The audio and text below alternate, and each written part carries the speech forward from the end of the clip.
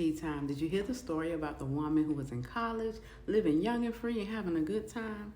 Well, she meets this guy and she likes him and they having a good time dating together. But she tells him, before we get too serious, I need to let you know, I do not want to have kids. That's a huge responsibility and I already know that's not something I want to devote my life to. He's like, yo, me too.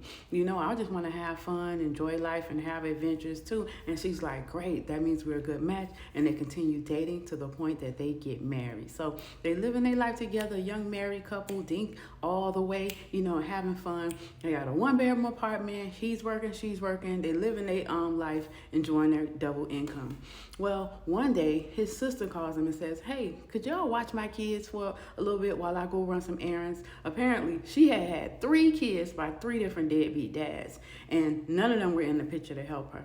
But her brother understood, and her brother was like, go ahead, bring my nieces and nephews over. She drops the kids off, says she'll be back in a few hours, and she leaves. So they having a good time with the kids, enjoying them, the kids having fun, running all over their little 1-bedroom apartment.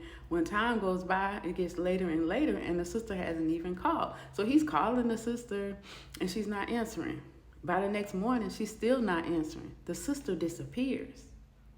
And the young lady is sitting there like, what are we going to do? I got to go to work. So she calls her job and she asks, can she work from home so she can stay and watch the kids? Her job says yes, and she does that. And all this time, they're calling the sister trying to figure out where she is.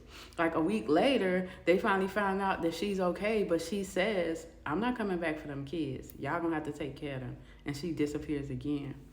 Well, the brother is like, oh my goodness, like, you know what? I have to go to work, because he works a job where he works 6 days a week, leaves at 7 in the morning, comes at home at 8 o'clock at night. But the girl is sitting there. She has to stay home with the kids because they can't send the kids to daycare. They don't have no money for that. It's not what they allocated their money for. So she's staying at home, taking care of the kids while her husband is working. And weeks go by. They're waiting for the sister to come back. And of course, she doesn't. So they call Child Protective Services. And Child Protective Services comes over and says, you guys need to decide what y'all going to do. Do y'all want to keep the kids, or do you want us to take them? And the brother says, well, let us think about it. And she's looking at him like, think about what? I told you I didn't want any kids. Now you have 3 kids to take care of. This is not what I signed up for.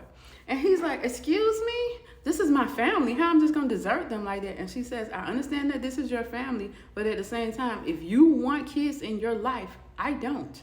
So we're going to have a divorce. And he said, you're an a-hole for that. Like, how you going to just turn your back on some kids who need your help? This is our family.